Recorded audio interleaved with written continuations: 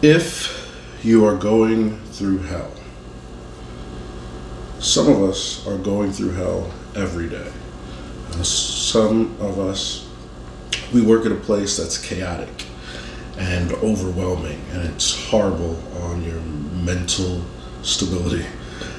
Some of us work at a place that takes something from you. Every time you go in, it takes a little piece of you and makes you sacrifice your integrity or what you believe in.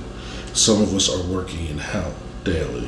Some of us are going through hell with our families, whether it's toxic personalities in your family that try to tear you down, or it's a sense of abandonment from people that are supposed to be on your side all the time from day one that just aren't there, or the sense of loss of somebody that's been with you and now they're no longer a part of your life.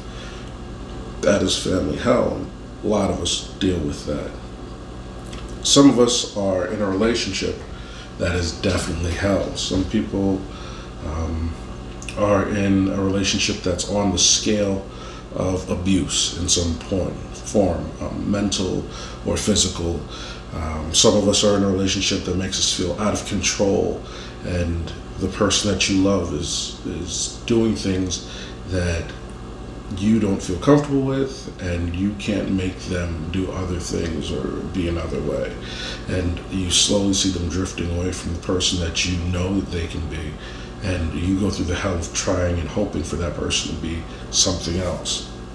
Some of us are trapped in the hell of our own minds.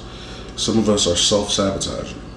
Some of us mentally cut ourselves down and discount our self-worth, and our own intrinsic value is cheapened with the thoughts and words we say to ourselves.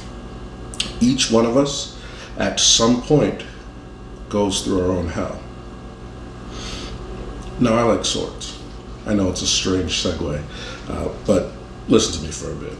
I love swords. And when a blacksmith goes to make a sword, he takes this hunk of metal and he lights up his forge and he sticks it in and he burns that metal. He heats it until the metal becomes supple and soft. And then he takes it out and he grabs a hammer and he smashes that metal over and over and over again. And then he stretches it beyond its limits and folds it back on itself and sticks it back in the fire.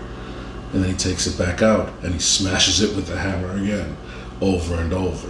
This process for some of the greatest swords are said to have happened hundreds of times. Those hundredfold swords are some of the strongest swords in the world. Now, I believe us, like those swords, get put in the fire. We're heated and we're stretched and we're folded in on ourselves and we're smashed with circumstances of life over and over again. But here's something I'm going to promise you. Like with those swords, after it's brought to the shape that it's supposed to be, the blacksmith puts it in a quench and solidifies its strength. He then grinds it to a point and it's defined and sharpened and known to be what it is, a sword. True value. And it's polished. Like that sword, you will go through whatever it is and come out the other side stronger and more valuable and more true to who you are supposed to be when you go through. Winston Churchill was quoted as saying, "If you're going through hell, keep going." Why would you stay here? Keep going. Hell is something you go through, not someplace you stay. Don't let it stop here. Don't end here. Do not stay here. This is not your home. And like that perfect sword, after a smith makes a sword, he then makes a sheath and gives it a home, a place where it's safe and comfortable.